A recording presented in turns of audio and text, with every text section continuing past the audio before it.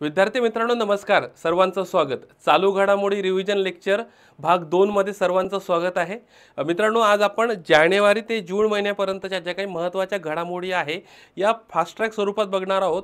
Direct की एखाद्या टॉपिकवर आयोग कसा प्रश्न विचारू शकतो आणि त्याची रिव्हिजन सुद्धा करणार आहोत. तर मित्रांनो बघा आजचा पहिला टॉपिक तुम्हाला दिसतंय हा एन्व्हायरमेंट संदर्भातला आहे. जागतिक हवामान स्थिती अहवाल 2023 बाबत आपण बघतोय. बरेच विद्यार्थ्यांना अहवालाबद्दल कन्फ्युजन असतं एन्व्हायरमेंटच्या संदर्भात की नेमकं आपल्याला काय विचारलं जाऊ शकतं.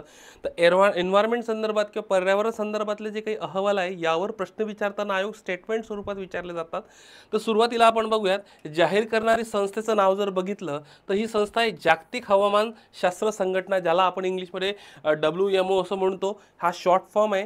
हा अहवाल नेमका कधी जाहीर झाला हे एक तारीख तुम्हाला माहीत पाहिजे. तर हा 19 मार्च 2024ला जाहीर झाला. व अशा अहवालाची सहसा वैशिष्ट्यच आपल्याला विचारली जाऊ शकते. तर या अहवालाची नेमकी वैशिष्ट्य काय आहे हे आपण बघणार आहोत.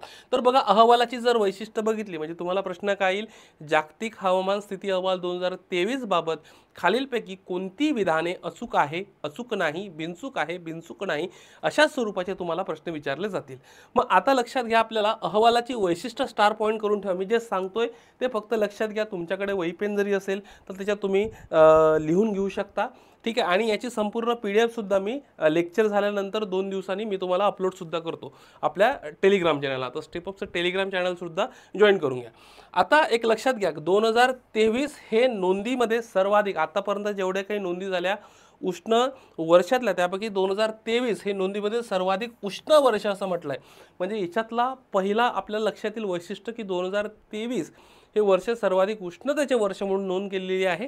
आणि 2023 मध्ये जागतिक सर्वसाधारण तापमान, जागतिक म्हणजे पूर्ण जगाचं सर्वसाधारण जे तापमान आहे हे तापमान बघा लक्षात घ्या 1.45 अंश सेल्सिअस ची म्हणजे कमी अधिक म्हणजे प्लस किंवा मायनस म्हणजे 0.12 अंश सेल्सिअसपर्यंत वाढ नोंदवली गेली आहे म्हणते. म्हणजे हा एक पॉईंट तुम्हाला इथं स्टार पॉईंट करून ठेवा की 2023 मध्ये जागतिक सर्वसाधारण तापमानात 1.45 एवढी वाढ म्हणजे कमी प्लस जास्त एवढी वाढ काय केली आहे, नोंदवण्यात आलेली आहे असं म्हटलेलं आहे. तर हा एक मुद्दा 1.45चा तुम्हाला महत्त्वाचा आहे.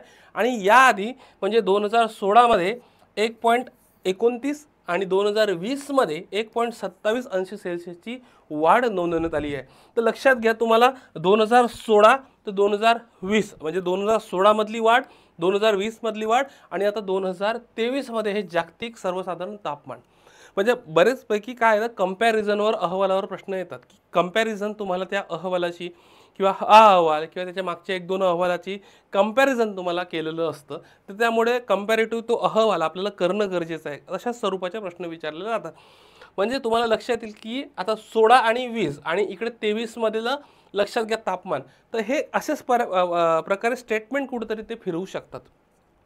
मग आता हे जे हवामान वाढतंय, हवामानपेक्षा तापमान जे वाढतं याचे कारण जर बघितलं तर हरित वायूंचे वाढलेले प्रमाण हे तुम्ही सांगू शकता. आणि दुसरं एल निनो यांचा एकत्रित परिणाम आहे. म्हणजे 2 तुम्हाला स्टेटमेंट येईल की आता साधा प्रश्न विचारला जातील की जगामध्ये जे काही तापमान होतंय बघा, तापमान वाढतंय त्याचे खालीलपैकी कारणं कोणते. तर त्यापैकी हे 2 तुम्हाला कारणं इथं सांगता इथं दिलेलंच आहे. इतर काही कारणं तुम्ही जेव्हा एन्व्हायरमेंटचा अभ्यास करत असाल तुम्हाला ते लक्षात येईल किंवा पेपरमध्येही नेमकं काय कधी कधी काय असतो, सोपा प्रश्न असतो एन्व्हायरमेंट बाबतला, पण आपण काय करतो, अरे बा हा याचं उत्तर काढता येणार नाही आपल्याला किंवा मग तो स्किप करून देतो आपण. तर व्यवस्थित जर तुम्ही वाचलं सोपे प्रश्न हे एन्व्हायरमेंटवर असतात. ठीक आहे. त्यानंतर जर बघा पुढचा टॉपिक आपला क्रिस्टलिना जॉर्जिया हा व्यक्तिविशेष संदर्भातला आहे. हा आर्थिक घडामोडीच्या सुद्धा संदर्भात येतो आणि हा आपल्याला व्यक्तिविशेषमध्ये सुद्धा येतो. आता आर्थिकमध्ये का तर लक्षात घ्या या IMFच्या संदर्भात आहे, इंटरनॅशनल मॉनिटरी फंड. आता लक्षात घ्या आपल्याला घ्यायचं आहे क्रिस्टलिना जॉर्जिया यांनी 1 ऑक्टोबर 2024 पासून पुढचे 5 वर्षाच्या कालावधीत म्हणजे IMFच्या व्यवस्थापकीय संचालक म्हणून पुनर्नियुक्ती यांची करण्यात आली. तर कधीपासून एक तारीख माहीत पाहिजे, 1 ऑक्टोबर 2024 पासून पुनर्नियुक्ती. अगोदर सुद्धा या होत्या पण पुढील 5 वर्षासाठी यांची पुनर्नियुक्ती करण्यात आली. मग आता लक्षात घ्या बल्गेरियाच्या म्हणजे हा कुठल्या देशाच्या आहे तर लक्षात पाहिजे बल्गेरियाच्या आहे या 1 ऑक्टोबर 2019 पासून काय होत्या, ह्या IMFच्या काय होत्या, संचालक होत्या. मग आता त्यांनी 2017 ते 2019 दरम्यान जर बघितलं तर लक्षात येईल या जागतिक बँकच्या समूहाच्या मुख्य कार्यकारी पदावर सुद्धा या होत्या. म्हणजे बरेच वेळा आपल्याला विचारलं जातं की क्रिस्टिना जॉर्जिया यांची पुनर्नियुक्ती करण्यात आली IMFच्या महासंचालकपदी, तर यांनी खालीलपैकी कुठे कुठे काम केलेलं आहे हे थोडंसं कसं आहे वाचताना ना हे थोडं लक्षात घेतलं गेलं पाहिजे. फक्त काय ना फक्त वाचून फायदा नाही, तर अशा स्वरूपाचा प्रश्न आला हा माइंडमध्ये तुम्ही टाका, म्हणजे जेणेकरून तुम्हाला जर आयोगण्याच्या स्वरूपाचा प्रश्न जर टाकला तर तुम्हाला तर उत्तर 100% काढता आलं पाहिजे. मग आता IMF बद्दल तर बघितलं, इंटरनॅशनल मॉनिटरी फंड, तर याची स्थापना आहे 27 डिसेंबर 1945 आणि याचं मुख्यालय जर बघितलं तर वॉशिंग्टन DC अमेरिकेला. याचे सदस्य आता 190 आहे. हे जे सदस्य देश आहे IMFचे हे म्हणजे बरेच वेळा तुम्हाला WTO, वर्ल्ड बँक आणि जे IMF आहे याच्याबद्दलचा फरक विचारला जातो. तर वर्ल्ड बँक हे सदस्य राष्ट्रांना, ज्याचे सदस्य राष्ट्र आहे यांच्या दीर्घ मुदतीचं कर्ज देते आणि IMF हे लघु मुदतीचं कर्ज देते. हा एक मोठा डिफरन्स आहे एक वर्ल्ड बँक आणि IMF मध्ये. मग आता लक्षात घ्या, आपल्याला अजून लक्षात घ्यायचं की जगातील पुढचा टॉपिक हा स्टार पॉईंट करून ठेवतो, हा IMP करून घ्या, जगातील पहिला लाकडी उपग्रह. आता याच्याबद्दल आपल्याला नाव माहीत करून घ्यायचं आहे, तर लक्षात घ्या हा कोणी बनवलेला आहे की लक्षात घेऊया. क्योटो विद्यापीठ आणि सुमी तोमो फॉरेस्ट्री. बघा लक्षात घ्या कोणतं, क्योटो विद्यापीठ आणि सुमितोमो फॉरेस्ट्री या कंपनीच्या शास्त्रज्ञांनी विकसित केलेला जगातील पहिला लाकडी उपग्रह 28 मे 2024 रोजी पत्रकार परिषदेत दाखवण्यात आला. कोणी तयार केला तुम्हाला विचारलं, जगातील पहिला लाकडी उपग्रह 2 माहीत पाहिजे, क्योटो विद्यापीठ आणि सुमितोमो फॉरेस्ट्री ह्या कंपनीने. मग हा पत्रकार परिषदेत दाखवण्यात आला. आता लिग्नोसॅट या उपग्रहाचे नाव आहे, म्हणजे तुम्हाला विचारतील जगातील पहिला लाकडी उपग्रह तयार करण्यात आला, त्याचं खालीलपैकी नाव काय आहे, असा सुद्धा सिंगल लाईनर प्रश्न तुम्हाला विचारला जाऊ शकतो. पण त्यामुळे त्याचं नाव तुम्हाला माहीत पाहिजे की लिग्नोसॅट ह्याचं नाव आहे. मग लक्षात घ्या, आपल्याला हे लक्षात घ्यायचं आहे की हा लिग्नो हा शब्द लॅटिन भाषेत लाकूड असा होतो आणि हा लाकडी उपग्रह आहे. ठीक आहे, तर तुम्हाला या दोन कोणी बनवल्यात, क्योटो विद्यापीठ आहे आणि सुमितोमो फॉरेस्ट्री या कंपनीच्या शास्त्रज्ञांनी हा बनवलेला आहे. लिग्नोसॅट असं नाव आहे. आणि सप्टेंबर 2024 मध्ये एक स्टार पॉईंट करून घ्या, मध्ये फ्लोरिडियातील केनेडी स्पेस सेंटरमधून तो प्रक्षेपित केला जाणार आहे असं म्हटलेलं आहे.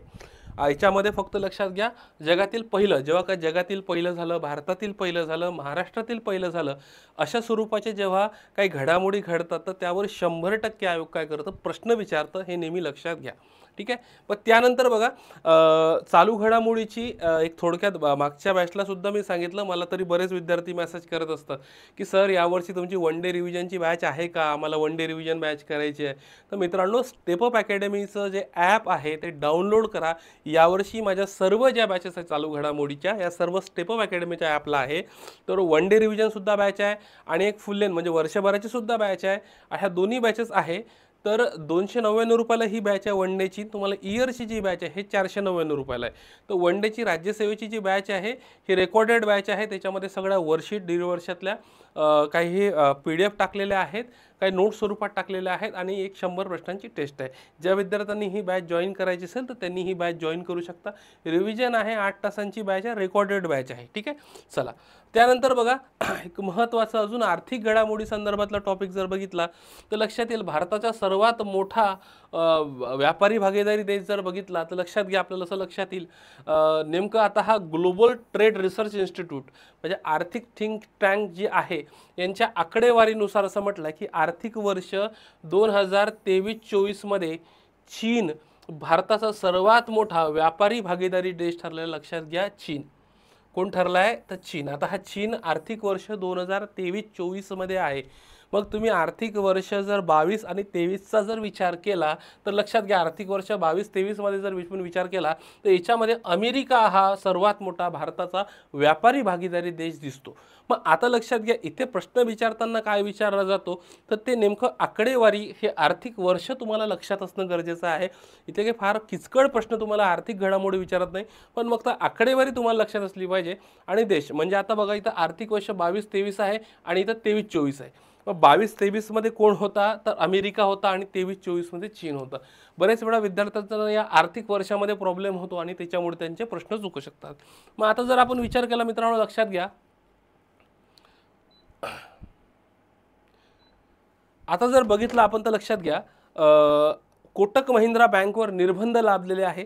बरेच वेळा तुम्हाला असे काही प्रश्न विचारतील की या महिन्यातील या तारखेला खालीलपैकी RBIने कोणत्या बँकेवर निर्बंध घातले, अशा स्वरूपाचे काही प्रश्न, किंवा तुम्ही जर चालू घडामोडीचं ॲनालिसिस केलं असेल प्रश्नांचं तर तुम्हाला दिसून येतं.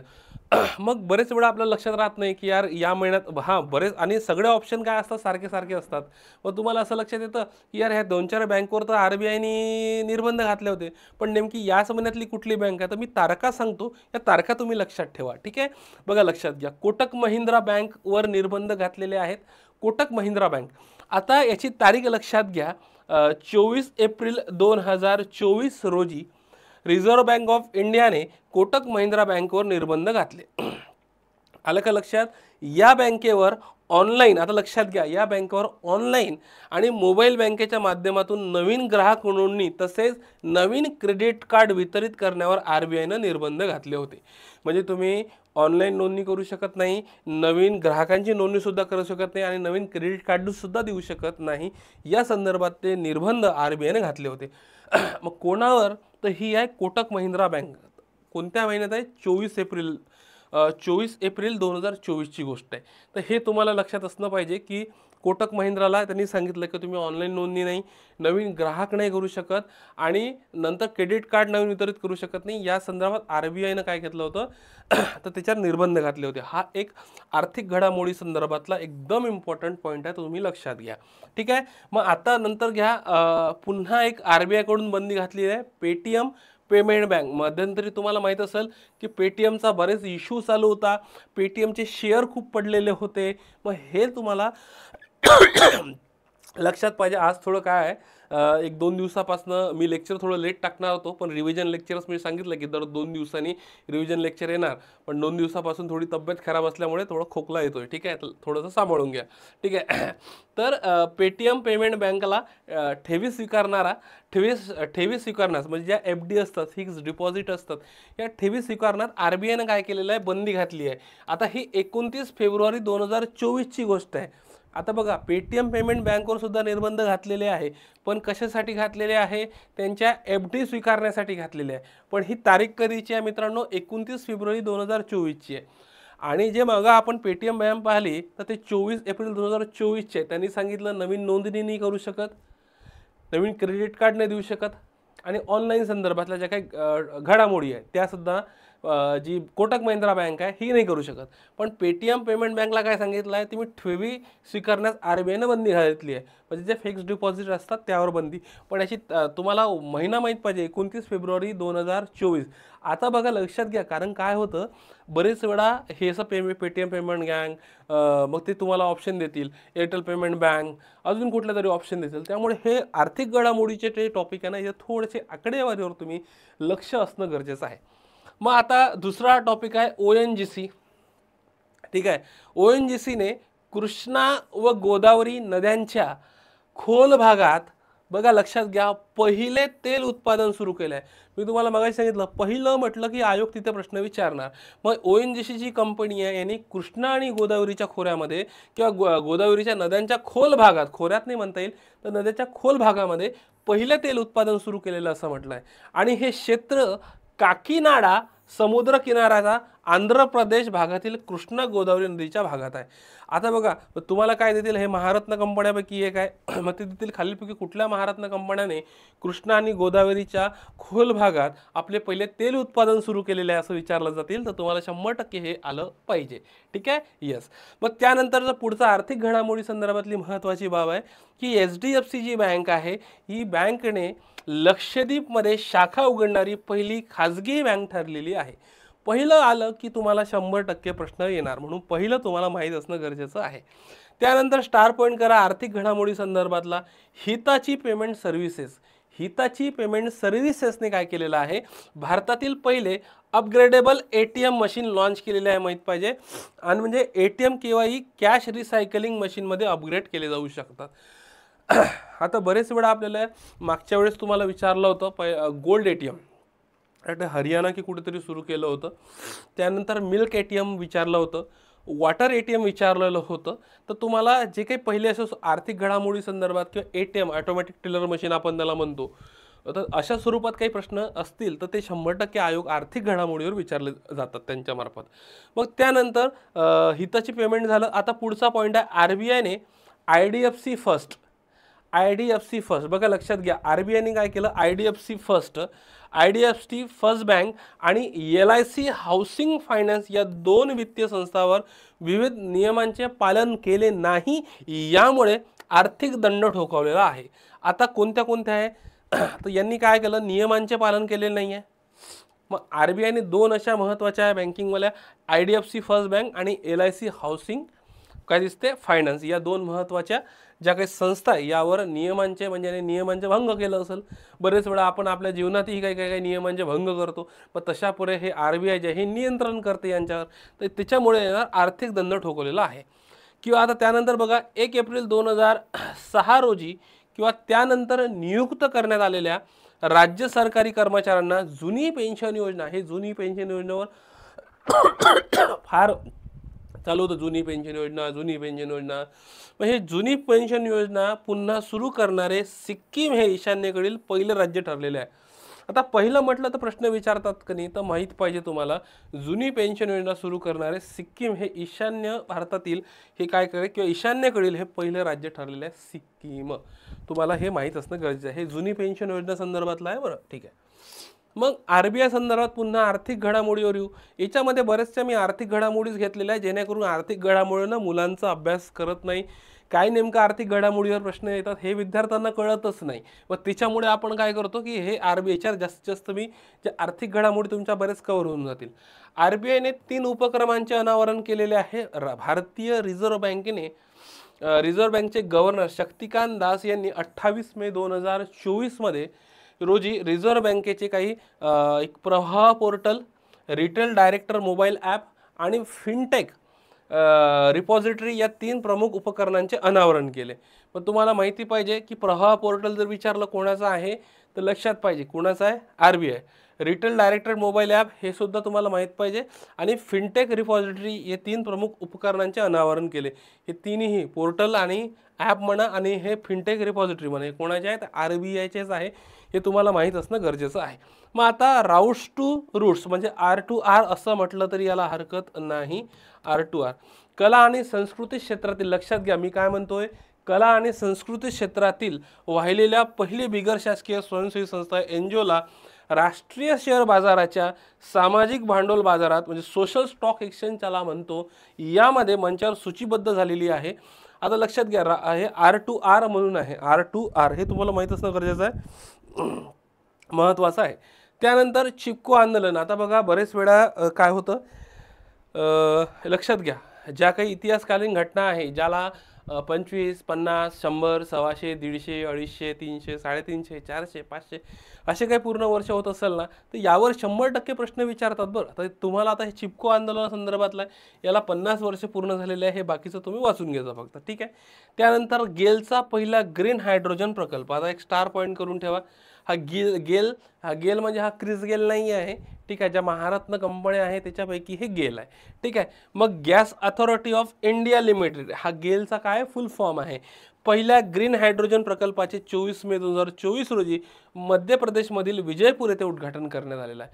पहिला गेलचा पहिला कोणता तर ग्रीन हायड्रोजन प्रकल्प हा, ठीक आहे.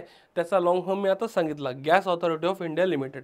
आता लक्षात घ्या आपल्याला 2 गोष्टी अजून यांच्याबाबत लक्षात घेणं गरजेचं आहे. ज्या काही महारत्न कंपन्या आहे या सगळ्या करा आणि या महारत्न कंपन्यांच्या स्थापनासुद्धा करा, कारण की याच्या स्थापनेवर खूप वेळा प्रश्न विचारलेले दिसतात. आणि ज्या आता काही लेटेस्टच्या महारत्न कंपन्या झाल्या, मिनीरत्न कंपन्या झाल्या, ह्या कोणत्या कोणत्या आहे यावर सुद्धा प्रश्न विचारला जातो. आणि स्टॅटिकमध्ये महारत्न कंपन्यांचे निकष काय आहे किंवा नवरत्न कंपन्यांचे काय निकष आहे हे सुद्धा विचारलं जाऊ शकतं.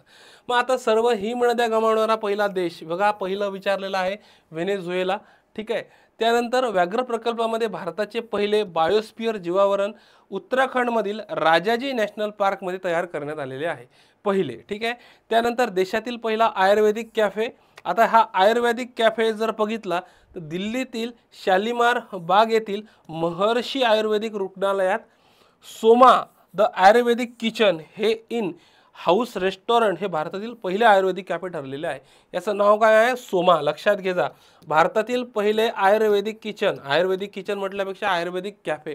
सर्व आयुर्वेदिकच मला वाटते, सर्व तिथं आयुर्वेदिक म्हटल्यामुळं तुम्हाला चाही पासतील तर ते त्याच्यात असं जे आयुर्वेदिक टाईपमध्ये काही टाकतील गवती चहा वगैरे टाकतील, गवती चहा भेटेल.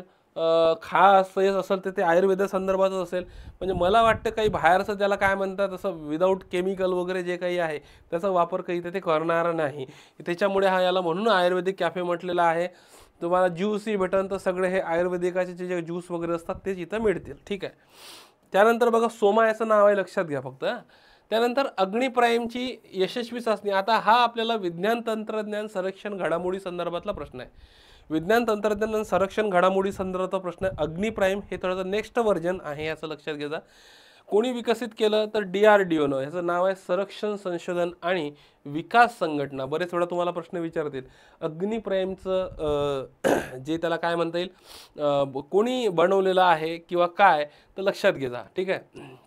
आणि स्ट्रॅटेजिक फोर्सेस कमांडने नवीन पिढीच्या बॅलिस्टिक क्षेपणास्त्र अग्नि प्राईमची काय यशस्वी उड्डाण केलेलं आहे. काय नवीन पिढी, न्यू जनरेशन, मी तुम्हाला सांगितलं काय अग्नि प्राईम. त्यानंतर ओडिसाच्या किनारपट्टीवरून APJ अब्दुल कलाम बेटावरून याचं काय केलेलं आहे, यशस्वी प्रक्षेपण केलं आहे. अग्नि P म्हणजे अग्नि प्राईम याचं नाव आहे. तुम्हाला वाटत असेल अग्नि P काय आहे बा, तर अग्नि P म्हणजे अग्नि प्राईम. याचे वैशिष्ट्य जर बघितली तर पल्ला बघा, 1000 ते 2000 किलोमीटर दरम्यानचा याचा पल्ला आहे, हे एक लक्षात घ्या. दुसरं जर बघितलं तर जमिनीवर मारा करण्यासाठी हे सक्षम आहे. जमिनीवर मारा करण्यासाठी हे सक्षम आहे, हे एक महत्त्वाची गोष्ट आहे.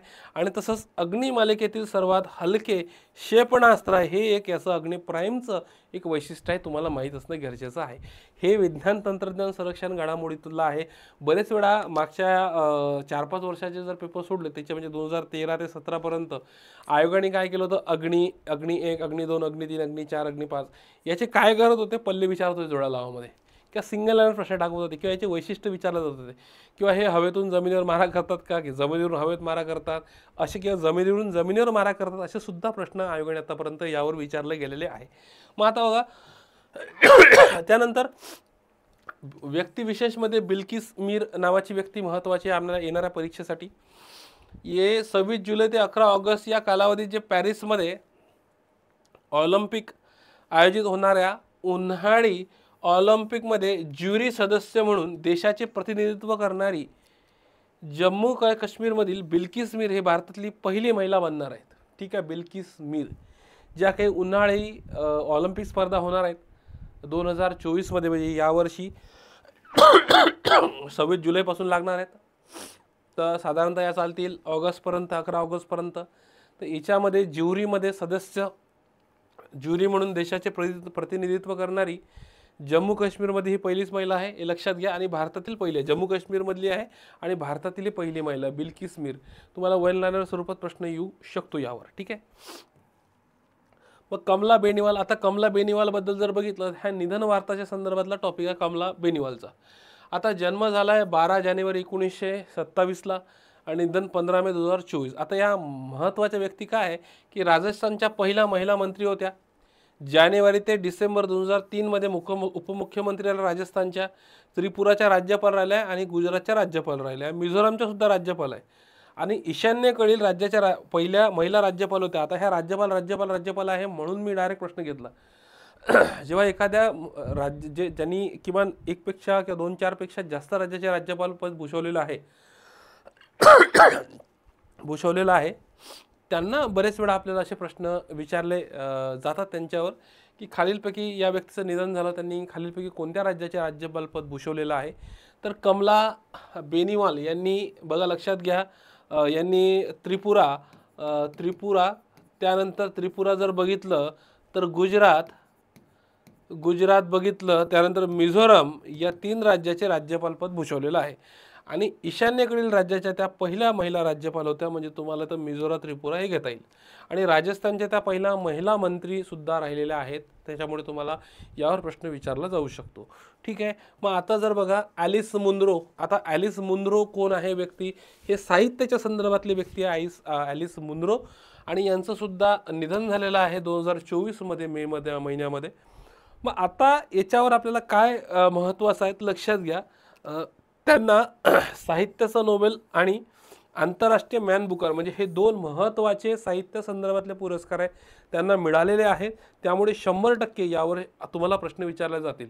जेव्हा एखाद्या व्यक्तीला साहित्याचा नोबेल किंवा मॅन बुकर असे काही आंतरराष्ट्रीय पुरस्कार मिळाले असतात, त्यांचं निधन झालं असेल तर त्यावर प्रश्न तुम्हाला विचारला जाऊ शकतो. मग ॲलिस मुनरो साहित्याचा पुरस्कार मिळालेला आहे, आंतरराष्ट्रीय मॅन बुकर भेटला आहे 2009ला, हे तुम्हाला माहीत असणं पाहिजे. आणि त्या पहिले कॅनेडियन होते. मग त्यानंतर जर बघितलं महिला प्रीमियर लीग WPL 2024 जर आपण बघितलं तर याचा वुमेन प्रीमियर लीगचा विजेता जो संघ होता तो संघ जर पाहिला तर हा रॉयल चॅलेंजर बेंगळुरू ठरलेला होता. आणि उपविजेता जर विचारला तर हा दिल्ली कॅपिटल होता. आणि बेंगळुरूची जी कर्णधार होती ही होती स्मृती मंधाना. ही दुसरीच आवृत्ती होती, लक्षात घ्या. याच्यामध्ये विजेता उपविजेता तुम्हाला संघ माहीत पाहिजे. वुमेन्स प्रीमियर लीगमध्ये बरेच वेळा जे मेन्सची IPL आहे ते सुद्धा त्याच्यावर सुद्धा क्रीडा घडामोडीमध्ये तुम्हाला प्रश्न विचारलेले दिसतात. मग आता लक्षात घ्या थॉमस कप आणि उबेर कप बघूयात. आता हा थॉमस कप उबेर कप जर बघितला तर हा थॉमस कप पुरुषांची बॅडमिंटन स्पर्धा आहे आणि उबेर कप ही महिलांची बॅडमिंटन स्पर्धा. एकदा याच्यावर प्रश्न विचारला गेलेला होता, ठीक आहे. आणि हे दोन्ही यावेळेस जर पाहिलं तर हे स्पर्धा चेंगळू चीन येथे पार पडला. आणि जर समजा इकडे विजेता संघ जर तुम्ही पाहिला, लक्षात येईल तुम्हाला थॉमस कप हा चीनने जिंकलेला आहे आणि उपविजेता ठरलेला आहे याच्यात इंडोनेशिया. तसंच उबेर कपचा जो विजेता आहे चीन ठरला आहे आणि उपविजेता संघ ठरला आहे इंडोनेशिया. म्हणजे हे दोन्ही गोष्टी तुम्हाला माहीत पाहिजे. स्पोर्ट्स संदर्भातला महत्त्वाची टॉपिक आहे. बरेच वेळा छोटे छोटे स्पोर्ट्स काय करतो आपण, करतच नाही. आपल्याला वाटतं आपल्याला क्रिकेट, जास्तीत जास्त हॉकी, टेनिसच्या स्पर्धा, IPL झाल्या, इथपर्यंतच आपलं चालू घडामोडी क्रीडा घडामोडीच्या संदर्भात असतं. त्याच्यापेक्षा जास्त आपण काही करत नाही. मग त्याच्यामुळे काय होतं, छोटे मोठे जे काही अशावर प्रश्न आयोग विचारतो त्यांना माहीत आहे आयोगाला की नेमकं विद्यार्थी काय करतात, ठीक आहे. मग 25वा लॉरियस क्रीडा पुरस्कार, ठीक आहे. 25वा लॉरियस क्रीडा पुरस्कार 2024. आता याच्यामध्ये world sportsman of the year Novak जोकोविच ठरलेला आहे. फक्त एवढं माहीत असू द्या, बाकी काही लक्षात नसलं तरी चालेल. त्यानंतर 2024चा ॲबल पुरस्कार. आता हा ॲबल पुरस्कार मिळाला आहे मिशेल टालाग्रेनला मिळालेला आहे आणि हे ते 5वे फ्रेंच व्यक्ती आहे. याची सुरुवात जर आपण बघितली तर 2003 पासून याची सुरुवात आहे ॲबेल पुरस्कार. याला गणिताचा नोबेलसुद्धा म्हटलं जातं, ठीक आहे. त्यानंतर त्रिपुरा ई कॅबिनेट प्रणाली. मग भारतातले काही राज्य आहे याच्यामध्ये ई कॅबिनेट प्रणाली आहे. त्याच्यामध्ये लक्षात घ्या अरुणाचल प्रदेश आहे, उत्तराखंड आहे, उत्तर प्रदेश आहे आणि त्रिपुरा आहे, ठीक आहे. तर तुम्हाला जर विचारलं खालीलपैकी कोणत्या राज्यामध्ये ई कॅबिनेट प्रणाली सुरू आहे तर माहीत असणं गरजेचं आहे, ठीक आहे. आणि ईशान्य भारतातील दुसरं राज्य ठरलेलं आहे कुठलं, त्रिपुरा. मग आता लक्षात घ्या AU स्मॉल फायनान्स बँक. आता हा सुद्धा एक आर्थिक घडामोडी संदर्भातला टॉपिक आहे. AU म्हणजे हा AU small finance bank 8 August 2023 जर बघितलं, ग्राहकांना 365 दिवसांसाठी 24/7 व्हिडिओ बँकिंग सुविधा मोफत देणारी भारतातली पहिली बँक ठरली आहे. मित्रांनो काळजी करू नका, 1-2 मिनिटात कॅमेरा चालू होतो. बरेच वेळा काय होतं कॅमेरामध्ये एक सेटिंग आहे त्याच्यामुळे बंद पडतो. काही काळजी करू नका, मी आहे तुमच्यासोबत, ठीक आहे. जबर चालू झालं आहे आपलं लेक्चर, ठीक आहे. बघा ही व्हिडिओ कॉलिंग बँकिंग सुविधा मोफत देणारी भारतातली पहिली आर्थिक घडामोडीमधलं पहिलं जर विचारलं तर यावर प्रश्न विचारले जातात, लक्षात घ्या. त्यानंतर पहिले eco friendly debit card Airtel payment बँकने सुरू केलेलं माहीत पाहिजे, ठीक आहे. त्यानंतर जर बघितलं ऑपरेशन इंद्रावती. तर ऑपरेशन इंद्रावती काय आहे तर लक्षात घ्या, हैतीमध्ये आपल्या नागरिकांना सुरक्षितपणे बाहेर काढण्यासाठी भारत सरकारने सुरू केलं होतं ऑपरेशन इंद्रावती. बरेच वेळा आपल्याला काही ऑपरेशनवर प्रश्न विचारले जातात की हा ऑपरेशन कुठं कुठं घडलं, की नागरिकांना बचावासाठी आहे, अशा बऱ्याचपैकी. त्याच्यामुळे हे इंद्रावती नावाचं माहीत पाहिजे. हे हैतीमध्ये आपले काही नागरिक आहेत त्यांच्या बचावासाठी भारत सरकारने मार्च 2024 सुरू केलं होतं. त्यानंतर नईमा खातून कोण आहे लक्षात घ्या. नईमा खातून या राष्ट्रपती द्रौपदी मुर्मू यांनी अलीगड मुस्लिम जे विद्यापीठ आहे याच्या पहिल्या महिला कुलगुरू म्हणून, प्राध्यापक म्हणून यांची नियुक्ती करण्यात आली आहे. नईमा खातून पहिलं म्हटलं तर लक्षात घ्या, त्याच्यामुळे नईमा खातून माहीत पाहिजे. जगातील पहिले रोबोट CEO ज्याचं नाव आहे मिका. बस एवढंच लक्षात ठेवा, बाकी नाही लक्षात ठेवलं तरी चालतं, ठीक आहे. त्यानंतर जगातील पहिले सायबर सुरक्षा केंद्र चंदीगडमध्ये सेक्टर 18 मध्ये सुरू करण्यात आलेलं आहे. हे देशातील आहे. ठीक आहे. भारतातील पहिले मूकबधीर महिला वकील सारा सनी यांचं नाव आहे. पहिले अत्याधुनिक 3D प्रिंटेड टपाल हे बंगळुरूला सुरू झालेलं आहे. भारतातील पहिला सोलर रूफ सायकलिंग ट्रॅक कुठे आहे? हैदराबादला बांधण्यात आलेला आहे. पहिले जगातील 3D प्रिंटेड मंदिर बुरुगुपल्ली तेलंगणाला आहे. आणि हरित हायड्रोजन धोरण जाहीर करणारे पहिले राज्य महाराष्ट्र ठरले. बघा, हा खूप इम्पॉर्टंट टॉपिक आणि इम्पॉर्टंट घडामोडी, याच्यावर 100% तुम्हाला येणाऱ्या परीक्षेमध्ये प्रश्न दिसणार आहे. त्यामुळे हे जास्तीत जास्त रिवाईज करा. ठीक आहे. त्यानंतर बघा, अजय लांबा नावाचा आयोग हा मणिपूरमध्ये जे वांशिक हिंसाचार झाला होता त्या संदर्भातली चौकशीसाठी होता अजय लांबाचा. त्यानंतर अशोक प्रधान समितीच्या राज्यातील खाजगी कोचिंग आहे यांच्यावर नियंत्रण ठेवण्यासाठी हा आयोग होता. आणि मेरी कोम, तुम्हाला माहीत आहे भारतीय कुस्ती महासंघाचे अध्यक्ष ब्रिजभूषण शरण यांच्यावर लैंगिक अत्याचाराचे आरोप झाले होते. या संदर्भात चौकशीसाठी मेरी कोम यांच्या नावाने काय एक आयोग स्थापन करण्यात आला होता चौकशीसाठी. त्यानंतर सखी नावाचं ॲप आहे. या सखी नावाचं ॲप कशासाठी आहे तर इस्रोने जे गगनयान मोहिमेमध्ये अंतराळवीर जाणार आहे यांच्या मदतीसाठी सखी नावाचं ॲप सुरू केलेलं आहे. ॲपबद्दल बरेच वेळा आपल्याला प्रश्न विचारलेले दिसतात. इंटरनेट वापर मूलभूत अधिकार बनवणारे केरळ हे देशातील एकमेव राज्य ठरलेले आहे. त्यानंतर लिसा, एक नाव तुम्हाला लक्षात पाहिजे, लिसा AI न्यूज अँकर ओडिसा TV. या ओडिसा स्थित न्यूज स्टेशनने भारतातील पहिले प्रादेशिक AI न्यूज अँकर लिसाचे अनावरण केलेले आहे. ठीक आहे, लक्षात घ्या. त्यानंतर हे असू द्या, हा एक महत्त्वाचा पॉईंट आहे. पाठ्यपुस्तकामध्ये AIचा वापर, केरळ सरकारने पाठ्यपुस्तकामध्ये आर्टिफिशियल इंटेलिजन्सचा समावेश केला आहे. आणि इयत्ता 7वी मध्ये हा त्याचा वापर करण्यात आला आहे. यांनी काय केलं, पाठ्यपुस्तकामध्ये ज्यांचा वापर केला इयत्ता 7वी मध्ये AIचा. त्यानंतर मित्रांनो, आज आपल्या सगळे जे टॉपिक आहे इथं मी या जे काही इम्पॉर्टंट टॉपिक आहे या लेक्चर्समध्ये कवर करून दिलेले आहे. आपले 10 ते 15 भाग येणार आहेत रिव्हिजनचे. ठीक आहे. तत्पूर्वी ज्या विद्यार्थ्यांना अजूनही चालू घडामोडी वन डे सेशन त्यांनी जॉईन केलेलं नाही आहे किंवा त्यांना स्टेपअपसोबत किंवा माझ्यासोबत वन डे रिव्हिजन बॅच करायची आहे, रेकॉर्डेड बॅच आहे आणि अजूनही त्यांना चालू घडामोडीमध्ये कॉन्फिडन्स डेव्हलप झालेला नाही आणि त्यांना वाटतं आहे की नाही सर आम्हाला ना अजूनही कॉन्फिडन्स डेव्हलप झालेला नाही आहे किंवा आम्ही खूप वाचतोय, तर तुम्हाला सांगतो ही रिव्हिजन करायला हरकत नाही. 7 ते 8 तासाचं लेक्चर आहे. याच्यामध्ये मी PDF 100 प्रश्नांची टेस्ट आणि सर्वासाठी वर्कशीट दिलेले आहेत. तुम्हाला 100% या बॅचचा तुम्हाला येणाऱ्या परीक्षेमध्ये फायदा होईल. काही एक लॉजिक स्वरूपात काही सांगितलं आहे की बरेच वेळा आपल्याला काही माहिती नसताना तुम्ही कसे लॉजिक करंट अफेअरमध्ये लावले पाहिजे हेही मी या बॅचमध्ये सांगितलेलं आहे. तर मित्रांनो, या चालू घडामोडी बॅचसोबतच आपल्या इतरही काही बॅचेस आहे ज्या वन डे रिव्हिजनच्या आहे. त्याच्यामध्ये पॉलिटीची खाटेकर सरांची बॅच आहे. इकॉनॉमिक्सची बॅच जर बघितली तर ते आहे सरांची सचिन जगताप सरांची. प्रवीण दांगटे सरांची हिस्ट्रीची बॅच अवेलेबल आहे. तसंच त्यांची सायन्सची सुद्धा बॅच अवेलेबल आहे आणि जॉग्रफीची प्रेमराज सरांची बॅच अवेलेबल आहे आणि माझी चालू घडामोडीची one day revision batch available आहे. या बॅचसोबत सगळ्या इतर काही बॅचेस आपल्या सगळ्या स्टेपअप अकॅडमीच्या ॲपला उपलब्ध आहे. तुम्ही बघू शकता. प्रमोशन म्हणतापेक्षा बरेच वेळा विद्यार्थ्यांना वाटतं की सर लेक्चर घेताना सर बॅचचे प्रमोशन करतात. आता एक आमचं सांगणं असतं की विद्यार्थ्यांना आता स्टेपअप अकॅडमी म्हटलं तर लक्षात घ्या, पुऱ्या महाराष्ट्रभर एक क्वालिटी एज्युकेशन किंवा क्वालिटीवर आम्ही काम करतोय.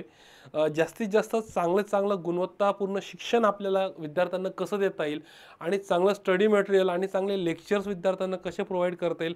तसेच स्टेपअप अकॅडमीची टेस्ट सिरीज संपूर्ण महाराष्ट्रात गाजलेली आहे. राज्यसेवेची असो किंवा कंबाईन पूर्व परीक्षेची असो. तसंच आता नुकतंच आम्ही जी हरॅसमेंट बॅच चालू केली होती, या हरॅसमेंट बॅचला सुद्धा हरॅसमेंट बॅच जी आपल्याकडे आहे आता 2.0 सुरू झालेली आहे. पहिली बॅच जी होती ते पण चालू आहे. हॅरॅसमेंट बॅचबद्दल बरेच विद्यार्थी मला विचारत होते, पण आत्ता त्याचे ॲडमिशन आम्ही पूर्ण क्लोज केलेले आहे.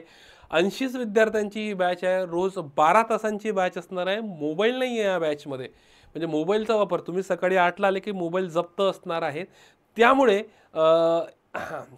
ही बॅच यांच्यासाठी होती की त्यांना मोबाईलपासून दूर राहायचं आहे किंवा फुल टू अभ्यासावर कॉन्सन्ट्रेट करून एका वर्षात किंवा 1 ते 1.5 वर्षामध्ये पोस्ट काढायची आहे, त्यांच्यासाठीची ही बॅच होती. म्हणजे संपूर्ण 12 तास आम्ही तुमच्यावर वॉच ठेवणार आहोत. तर त्यामध्ये रोजचे 4 ते 5 तास लेक्चर असणार आहे. तुमच्याकडून नोट्स काढून घेण्यात येणार आहेत. त्यानंतर नोट्स काढल्यानंतर तुमचं रिव्हिजन असणार आहे, ग्रुप डिस्कशन असणार आहे, डेली टेस्ट असणार आहेत, वीकली टेस्ट. तर अशा स्वरूपाची ही जी बॅच आहे, कालच बॅचला संपूर्ण ॲडमिशन फुल झाल्या. तुम्हा सर्वांचे मनापासून आभार. आमच्या हॅरासमेंट बॅचला एक खूप चांगला प्रतिसाद विद्यार्थ्यांनी दिला आणि अशाच प्रकारे तुम्ही इतरही बॅचेसला प्रतिसाद देणार आहे याला 100% मला खात्री आहे. आणि आपल्या चालू घडामोडी बॅच संदर्भात तर तुम्हाला अधिक माहिती पाहिजे असेल तर मी माझा एक नंबर देतो किंवा तुम्हालाही मला काही चालू घडामोडी संदर्भात तुम्हाला वाटलं की सरांना काही प्रश्न विचारले गेले पाहिजे किंवा सर मला हे कळत नाही, तर मी एक माझा नंबर देऊन ठेवतो. तुम्ही मला मेसेज करू शकता. व्हॉट्सअपचा नंबर देतो, तुम्ही मला मेसेज करू शकता. बघा 776-981-2010. ठीक आहे, हा नंबर आहे माझा. श्रीकांत तायडे माझं नाव आहे. ठीक आहे. स्टेपअपच्या सगळे जे चालू घडामोडीचे कोर्सेस चालतात, ऑनलाईन ऑफलाईनच्या बॅचेस, या सगळं माझ्याकडे आहेत. इथे मीच घेतो. आणि आपल्याला एक बरेच वेळा विद्यार्थ्यांना असं वाटतं की चालू घडामोडीमध्ये जे आत्ता परीक्षेची तयारी करताय, मग यांच्यासाठी आम्ही काय केलं, 1 मिनिटामध्ये करंट अफेअर डेली तुम्ही 1 मिनिटात नेमकं काय कुठले टॉपिक वाचले गेलेलं पाहिजे हे सुद्धा तुम्हाला बघायचं असेल तर स्टेपअपचं इंस्टाग्रामचं जे पेज आहे किंवा टेलिग्राम आहे किंवा यूट्यूब आहे, कुठलंही जरी जॉईन केलं तर तुम्हाला डेली 1 मिनिटात करंट अफेअर नावाचा आम्ही एक नवीन इनिशिएटिव्ह सुरू केलेला आहे. याचा सुद्धा तुम्हाला नक्कीच फायदा होईल. रीलच्या स्वरूपात आहे. तुम्ही रील्स त्या बघितल्यापेक्षा आमचं एक म्हणणं आहे, तुम्ही अभ्यासा रिलेटेड रील्स बघा, जेणेकरून तुम्हाला 100% त्याचा फायदा होईल. ठीक आहे. तर तुम्हाला हा नंबर आहे 776-981-2010. माझा नंबर आहे. फारच जास्त अर्जंट असेल तर तुम्ही मला कॉलसुद्धा करू शकता, अन्यथा तुम्ही मला व्हॉट्सअपला मेसेज टाका. ठीक आहे. तुम्हाला आगामी परीक्षेसाठी खूप खूप शुभेच्छा. आपले लवकरच भाग 3 हा व्हिडिओ उद्या किंवा परवा अपलोड होऊन जाईल. दर 2 दिवसानंतर मी हा अपलोड करतोय. एक 10 ते 12 सेशन्स आपले चालणार आहेत. तुमची संपूर्ण जे काही महत्त्वाचे पॉईंट मी आहे हे तुमचे कव्हर करून देणार आहोत. मित्रांनो, तुम्हाला आगामी परीक्षेसाठी खूप खूप शुभेच्छा. आणि तुमचे काही प्रश्न असतील तर मला 100% व्हॉट्सअपला टाका. आणि तुम्हाला इतरही मी सांगितलं की ज्या काही आपल्या स्टेपअपच्या काही बॅचेस आहे याबद्दल सुद्धा माहिती लागली असेल तर खाली काही डिस्क्रिप्शनमध्ये ऑफिसचे नंबर दिले आहेत, यावर संपर्क करा आणि तुम्ही बॅचला प्रवेश घेऊ शकता. ठीक आहे. तुम्हाला आगामी परीक्षेसाठी खूप खूप शुभेच्छा. Thank you very much. All the very best.